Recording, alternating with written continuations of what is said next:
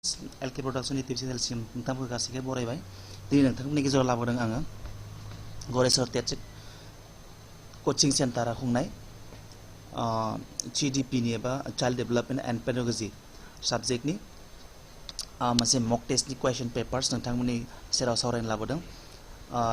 3 August 2019 खालि खुंजानाय मक टेस्ट आनजादनि कुवेश्चन पेपार बे कुवेश्चन पेपारनि सोमोन्दै सावरायनो लादों नोंथांमोननि सेराव। नोंथांमोना जुदि बे मक टेस्टनि कुवेश्चन पेपारखौ मोजाङै मिथिनो थायोब्ला एबा गोसोआव लाखिनो हायोब्ला नोंथांमोना फैबाय थानाय टेट एग्जामाव गोबां लाब जागोन।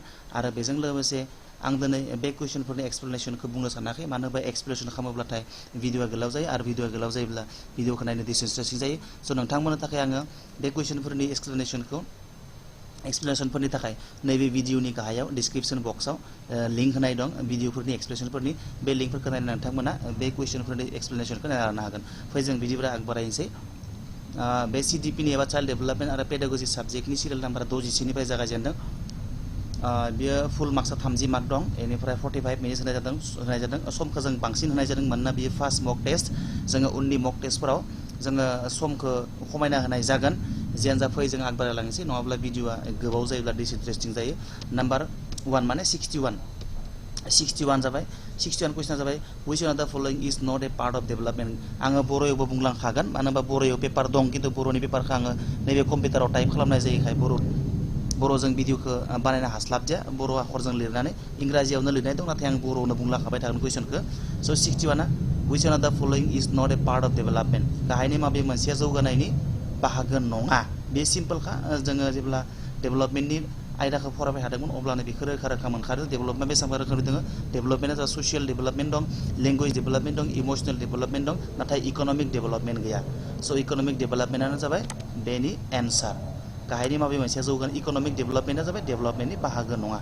Economic development is not a part of development. Okay, दाना 62 जोङो 62 नायनि who propounded the theory of cognitive development. Theory of cognitive development बेयोथ' बिराद सिम्पल आरो बिराद इम्पर्टेन्ट बियो। बेखौ बयबो मिथिखानांगौ। बियो गोरलै सोंथि बियो। बेनि एन्सारा जागोन पियाजे। हु propounded the theory of cognitive डेभेलपमेन्टनि नै पियाजेआ बेखौ दिहुनदोंमोन, प्रपाउन्ड खालामदोंमोन। आरो 63 फैनोसै जों 63 डेभेलपमेन्ट केन बि मेजार्ड। डेभेलपमेन्टखौ सुनो हायो, नंगौना नङा? येस नंगौबा येस, नङाबा न'। आरो सुनोबो हायो, सुनो हायोबा हायाबोबाथाय सि, आरो मोनसेबो नङा।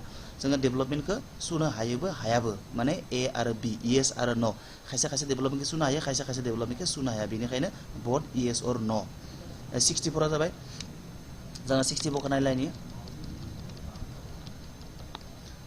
64 दं मा दं? 64 दं an infant of 1 year age learns from. सासे 1 बोसोर बैसोनि खुदियाया बबेनिफ्राय माबायदि सोलोङो होनना बुंदों। पेरेन्टसनिफ्राय, ससाइटिनिफ्राय, ना फेमिलिनिफ्राय, ना सेन्स अर्गेननिफ्राय। बेखौ जों मोनदोंमोन 0.2 2 बोसोरसिम खुदिया हमनाय जायो, बा इनफेन्ट हमनाय जायो। आरो बे खुदिया समाव गथ'आ समाजनिफ्रायबो फोरोङा, बिमा बिफानिफ्रायबो सोलोङा बियो। ओमफ्राय न'खरनिफ्रायबो बियो सोलोङा। बियो मानिफ्राय सोलोङो? बियो सेन्स अर्गेन, माने गावनि मोनबा गियान इन्द्रिय। बे मोनबा गियान इन्द्रियफोरजोंसो सोलोङो। मोनबा गियान इन्द्रिय माने जेरैबायदि खोमा, बिगुर, सालाय, मेगन, बेबायदि एटसेट्रा। बे मोनबा जोंनि सेन्स अर्गेनजों बे गथ' सासेया सोलोङो। 65 नायनि एन इनफेन्ट केन सिट उइदाउट सापर्ट। सासे गथ'आ बेसेबां मान्थस ना इयार्सआव? सासे गथ'आ 10 बोसोराव हारसिंनो जिरायनो हानाय जायो। बे जाबाय नै 8 इयार्स नङा, 8 मान्थस जागोन। बेनिखायनो नै इयार्सबो दं, मान्थसबो दं, कनफिउस खालामनो थाखाय बेखौ होनाय जादों। थारमाने 8 जागोन, बियो 8 मान्थस। सासे गथ'आ 8 मान्थसआव हारसिंनो जिरायनो हानाय जायो, बा जनो हानाय जायो। 66 which one of the following is not the factor of development। गाहायनि माबे मोनसेया डेभेलपमेन्टनि फेक्टर नङा, माने गाहायनि माबे मोनसेया जौगानायनि जाहोग्रा नङा। बेखौ जों मोनखायो। हेरिडिटियाबो जाहोग्रा, निउट्रिसनाबो मोनसे फेक्टर, इनभाइरमेन्टआबो मोनसे फेक्टर, नाथाय बेयो फेक्टर नङा इडुकेसना, माने सोलोंथाइया। बेनिखायनो एन्सारा सोलोंथाइया जागोन। 67खौ जों नायनोसै। 67आ the first 5 year from the birth of human being is called. गिबि 5 बोसोरखौ, गिबि सुबुंनि जौगानायनि, हिउमेन डेभेलपमेन्टनि गिबि 5 बोसोरखौ मा बुंनाय जायो? इनफेन्ट बुंनाय जायो, आर्लि चाइल्डहुड, एडोलेसेन्स, ना लेटार चाइल्डहुड? मा बुंनाय जायो? गिबि 5 बोसोरखौ ना? गिबि 5 बोसोरखौ बुंनाय जायो 0.2 बोसोरसिम खुदिया बुंनाय जायो, माने इनफेन्ट बुंनाय जायो।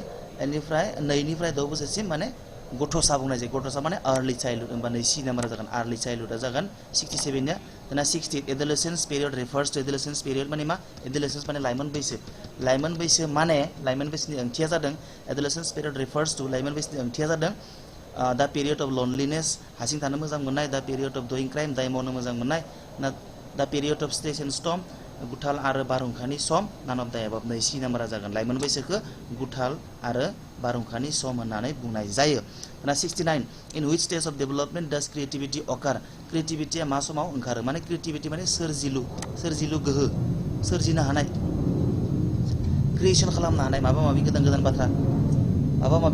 बाथ्रा सानखांना दिहुननो हानाय बेखौनो बुङो क्रिएटिविटी आरो क्रिएटिविटीया मा समायाव जागायजेनो मा समायाव जाखाङो मानसि सासेनाव लेटर चाइल्डहुड पेरियडआव जाखाङो बेयो स' बेयो लेटर चाइल्डहुड पेरियड दाना 70 which of the following is not the aspect of child development मा बे गाहायनि खुदिया जौगानाय गथ' जौगानायनि मा नङा एस्पेक्ट नङा बेबो simple physical development cognitive development social development बेफोर गासैबो नाथाय जी नाम्बारनि मेचुरेसना नङा मेचुरेसन माने रागनाय सरि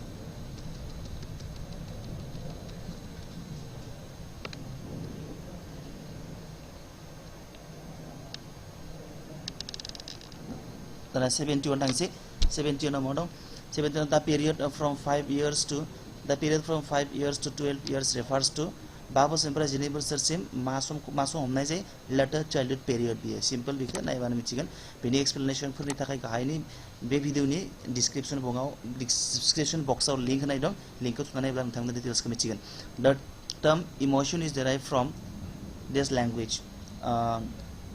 इमोशन सोदोबा बबे रावनिफ्राय फैनाय बेखौथ' सिम्पल मिथिखायो जोङो लेटिन रावनिफ्राय फैनाय दाना the skills of running and writing is improved during लिरनाय आरो आखाइ हांखो लिरनाय आरो खारनाय बे मोननै स्किलखौ सोलोखौ बे मोननै स्किलखौ सासे गथ'आ बबे समाव मोनो बेथ' नै आर्ली चाइल्डहुडआव मोनो आर्ली चाइल्डहुडआवनो सासे गथ'आ लिरनाय आरो खारनायखौ डेभेलप खालामना लायो बा डेभेलप खालामनो हायो बा हानाय जायो which of the following is true in the context of the later childhood period later childhood पीरियडनि बेलायाव गाहायनि माबे मोनसेया थार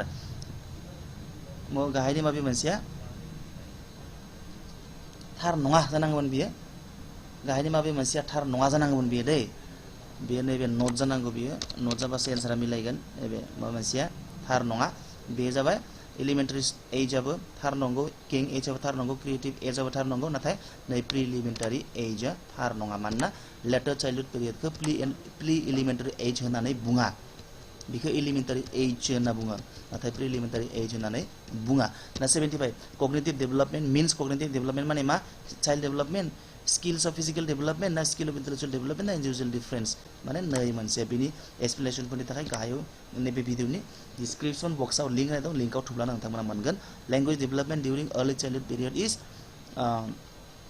गथ'सा समाव माने अर्ली चाइल्डहुड समाव गाहायनि माबे मोनसेया खोब एक्टिभलि जायो माने राव जौगानाया माबे मोनसे राव जौगानायनि बेलायाव लैंग्वेज डेभलपमेन्ट ड्यूरिंग अच्छा अर्ली चाइल्डहुड समाव माने गथ'सा समाव लैंग्वेज डेभलपमेन्टआ मोनसे मा इम्पर्टेन्ट नङा ना मिथिंगायारि ना एक्टिभ पेरियड ना नान अफ द एबव बियो नैबे जागोन मोनसे एक्टिभ पेरियड माने अर्ली चाइल्डहुड समाव माने गथ'सा समाव रावनि जौगानाया खोब गोख्रोङै आरो सांग्राङै जायो 77 फैलाय 77 मा दं 77 दं ए student of 5 years old is so good at dancing सासे 5 बोसोर बैसोनि गथ'आ मोसानायाव जोबोर मोजां his parents are also very expert in singing and dancing बिनि बिमा बिफायाबो रोजाबनाय आरो मोसानायाव जोबोर एक्सपार्टमोन he is sent to the training camp of dancing and singing बे गथ'खौ रोजाबनाय आरो मोसानाय ट्रेनिं बादायाव दैथायहरनाय जाबाय बादायाव मोसानाय आरो रोजाबनायनि बादायाव दैथायहरनाय जाबाय कुइसन अफ द फलोइंग इज द इंटरेक्शन अफ हिज स्किल गाहायनि माबे मोननैनि थाखाय बे गथ'आबो एक्सपार्ट जाखो बिमा बिफा बायदि ग्रोथ एन्ड डेभलपमेन्टनि थाखाय हेल्थ एन्ड एजुकेशननि थाखाय डिसिप्लिन एन्ड निउट्रिसननि थाखाय ना हेरिडिटि एनभायरनमेन्टनि थाखाय बे जागोन हेरिडिटि एन्ड एनभायरनमेन्ट बिनि एक्सप्लेनेशनखौ नोंथांमोना गाहायनि बे भिडिअनि डिस्क्रिप्शन लिंकआव मोनगोन डिस्क्रिप्शन लिंकआव थुनानै नायबानो बेनि एक्सप्लेनेशनफोरखौ मोनगोन हेरिडिटि आरो एनभायरनमेन्टआ मा बुस्थु बेफोरखौ गासैखौबो ग्रोथ एन्ड डेभलपमेन्टआ मा बुस्थु डिसिप्लिन एन्ड निउट्रिसनआ मा बुस्थु बेफोर गासैखौबो मोनजोबगोन दाना 70 थांनोसै कुइसन of the following is divided into 4 parts bye PhD गाहायनि माबे मोनसेखौ पिएचडिआ 4 बाहागोआव रानदोंमोन मोनब्रै बाहागोआव रानदोंमोन कग्निटिभ डेभलपमेन्ट लैंग्वेज डेभलपमेन्ट ना इमोशनल डेभलपमेन्ट बेथ' जोबोर गोरलै डिस्क्रिप्शन बक्स नि लिंकआव होनाय दोननाय लिंकआव थुबाबो नोंथांमोना नुगोन बेनि एक्सप्लेनेशनखौ बे एन्सारा जाबाय नैबे कग्निटिभ डेभेलपमेन्टआ दा 79 थांलायनोसै 79 आव मा दं 79 दा scope of study of child development and pedagogy is pedagogy child development आरो पेडागजीया माखौ फरायसंनाय जायो होनना बुंदों बा फरायसंनाय जायो डिफरेन्सेस अफ चाइल्ड डेभेलपमेन्ट गथ' जौगानायनि गुबुन गुबुन थाखोफोर एनवायरमेन्टेल इम्पेक्ट अन चाइल्ड डेभेलपमेन्ट गथ'नि जौगानायाव इनभाइरमेन्टनि इम्पेक्ट माने गोहोम इन्डिभिजुअल डिफरेन्स आरो अल अफ द एबव माने अल अफ द एबव जायो बियो गासैखौबो जोङो बे साबजेक्ट चाइल्ड डेभेलपमेन्ट एन्ड पेडागजी साबजेक्टआव जों गासैखौबो फरायजोबो नैफोरखौ ए बि सि गासैखौबो जोङो फरायजोबो 80 which one of the following is not true गाहायनि माबे मोनसेया थार नङा दाना गाहायनि माबे थार नङा development occurs from birth to death डेभेलपमेन्टआ जोनोमनिफ्राय थैजासिम सोलियो development occurs from prenatal period to death जोनोम जानायनि सिगांनिफ्राय थैजासिम सोलियो दा development is life long process डेभेलपमेन्टआ मोनसे जिउनां खान्थि डेभेलपमेन्ट अकार्स इन अर्डारलि वे जानांगौ अर्डारलि वे दा बेयो थार नङा नैबे मोनसेया थार नङा डेभेलपमेन्टआ जोनोम जानायनिफ्राय थैजासिमल' सोलिया बे जोनोम जानायनि सिगांनिफ्राय थैजासिम सोलियो जोनोम जानायनि सिगांनिफ्रायनो डेभेलपमेन्टआ जायो आरो थैनायसिम बेनिखायनो नै मोनसेया नट ट्रु बेनिखायनो बेयो एन्सार दाना 81 थांसै जोङो 81 आव मा दं 81 आव दं which one of the following is not the principal of development गाहायनि माबे मोनसेया डेभेलपमेन्टनि जौगानायनि थिरांथा नङा प्रिन्सिपाल नङा development is a continuous process बेबो नंगौ development is an individual process development is an individual process बेबो नंगौ development is a result of coincidence बे नङा डेभेलपमेन्ट इज प्रेडिक्टेबल डेभेलपमेन्टखौ जोङो उनाव सिगांनो बुंग्रोखानो हायो नाथाय डेभेलपमेन्टआ कोइन्सिडेन्स नङा बियो मोनसे डेभेलपमेन्टआ ओरैनो बोरैबा जाब्रबनायनि फिथाइ नङा बियो बेनिखायनो बियो एन्सार 82 फैनोसै which one of the following is termed as later childhood period गाहायनि माबे मोनसेखौ गथ' सम हमनाय जायो गथ' हमनाय लाथिख'निफ्राय 2 बोसोरसिम खुदि हमनाय जायो 2 बोसोरनिफ्राय 6 बोसोरसिम गथ'सा हमनाय जायो आरो गथ' सम बा लेटार चाइल्डहुड पिरियडखौ 6 बोसोरनिफ्राय 12 बोसोरसिम हमनाय जायो दाना फै जों थांसै थारमाने 82 नि एन्सारा C 6 to 12 years बिनि उनाव नायलायनोसै जोङो बिनि उनाव दं 83 आ मेटसिं खालामनाय 83 आ मेटसिं खालामनाय इजि बियो मेट्स the following infant later childhood early childhood 2 से 2 3 रोमान से 3 जों माजों मिलायगोन बे मिलायो इनफेन्टखौथ' जों मिथिखायो इनफेन्टआ सेन्स अर्गेन्स माने 1 आ 3 नै 1 आ 3 नैखौ मिथिगो आरो लेटार चाइल्डहुडआ मा लेटार चाइल्डहुडआ लेटार नै 4 प्ले एज होनना बुङो लेटार चाइल्डहुडखौ अर्ली चाइल्डहुडखौ मिथिखायो अर्ली चाइल्डहुडखौ प्रिलिमिनारि एज होनना बुङो आरो एडोलेसेन्सखौ जों इन्टेन्स सोशलाइजेसन होननानै मिथिगौ होनबा बियो ऑप्शन नंबर ए आ आंसर जागोन 84 थाङै जों 84 आथ' बिराद सिम्पल 84 आ बिराद सिम्पल बेनि एक्सप्लेनेशनखौ नोंथांमोना डिस्क्रिप्शन बक्सनि लिंकआव थुबानो मोनगोन ग्रोथ इज क्वालिटेटिभ ना क्वान्टिटेटिभ ग्रोथआथ' सिम्पल खा क्वान्टिटेटिभ खा बियो यस माने ऑप्शन बी आंसर जागोन ऑप्शन बी दाना 85 which one of the following is not true गाहायनि माबे मोनसे ट्रु नङा growth stops at a certain period of life बिथ' नंथारगौ ग्रोथ कैन बी मेजार्ड ग्रोथखौ सुनो हायो बेबो नंगौ development appears in all aspects डेभेलपमेन्टआ गासैबो बिथिङावनो जायो language development is a part of human development growth stops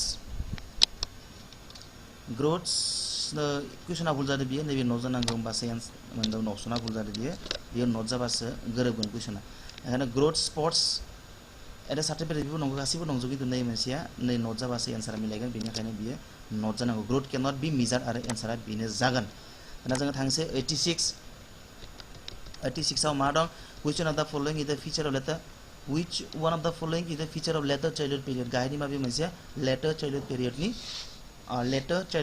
नि आखुथाय बे जाबाय elementary age creative age gang age intense socialization बे कुइसनफोरा नै नट जानांगौ आंहा आखु दाखु टाइपिं खालामनायाव एसे गोरोन्थि जादों बेनि थाखाय सरि बे मा जानांगौ which one of the following is not the feature of later childhood period दे नैबे intense socialization नङा ओंखायनो नै बी आन्सार जागोन बे answer this period is termed as stage of identity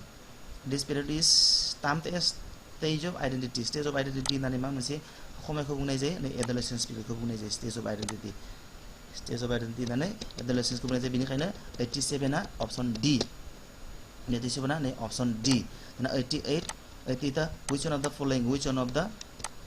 following is not true in the context of adolescence एडोलेसेन्सनि बेलायाव गाहायनि माबे मोनसेया थार नङा ए आबो नंगौ बी आबो नंगौ स्टर्म एंड स्ट्रेस बिबो नंगौ इंटेंस सोलायसोल बिबो नंगौ growth occurs almost up to 90% इबो नंगौ नाथाय डी आ ओनलि ए आरो बी होनना बुंदों ए आरो बी खौ थार होनना बुंदों बेनिखायनो बियो सैथो नङा माने कारेक्ट नङा बेनिखायनो एन्सार डी आ ए नैबे एन्सार 89 which of the following is not true गाहायनि माबे मोनसेया ट्रू नङा 3 months नेक होल्डिं ओमफ्राय 9 months क्रलिंग 13 months रानिं 18 months रानिं बेयाव एसे भुल जादों मोननैबो बी बी अपसन दङ मोननैबो नै बी बीबो बी आं एसे आखा दावराव टाइपिं खालामनायाव एसे भुल जादों बेयो जानांगौ